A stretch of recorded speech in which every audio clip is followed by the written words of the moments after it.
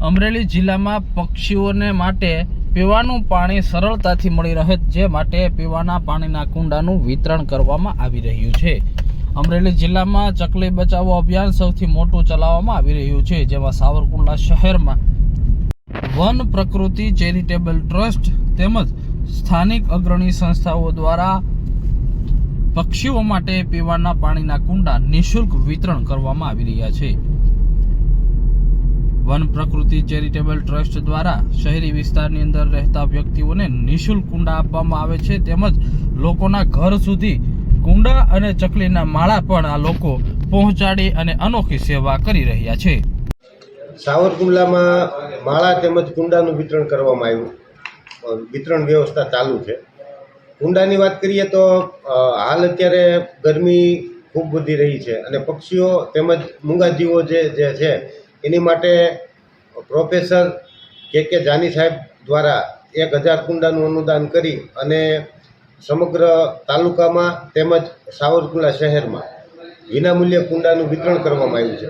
જ્યાં અતિ જરૂરિયાત છે તેવા લોકો સુધી નિયમિત રીતે પાણી ભરી શકે તેવી શરત સાથે કુંડાનું વિતરણ ચાલુ છે।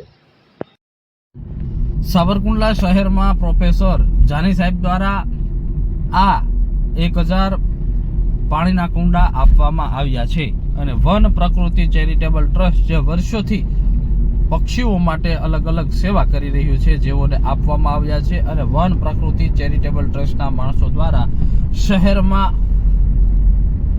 અલગ અલગ વિસ્તારની અંદર અને જાહેર જગ્યાઓ પર કુંડા મૂકવામાં આવે છે અને કુંડા ભરવામાં પણ આવે છે। તો સાથે જ સાવરકુંડલા શહેરમાં રહેતી જાહેર જનતા તેમજ ગ્રામીણ વિસ્તારમાં રહેતી જાહેર જનતાને પણ કુંડાનું નિઃશુલ્ક વિતરણ કરવામાં આવે છે અને દરેક વ્યક્તિઓ પોતાના નિવાસસ્થાને લઈ જાય છે, નિવાસસ્થાને લઈ અને આ કુંડા ભરે છે, જેથી હાલ ઉનાળાના સમયમાં જે પક્ષીઓને પીવાનું પાણી સરળતાથી ન મળે તો પક્ષીઓ સહેલાઈથી આ પીવાના પાણી પી શકે, જે માટે આ કુંડાનું વિતરણ વ્યવસ્થા કરવામાં આવી છે।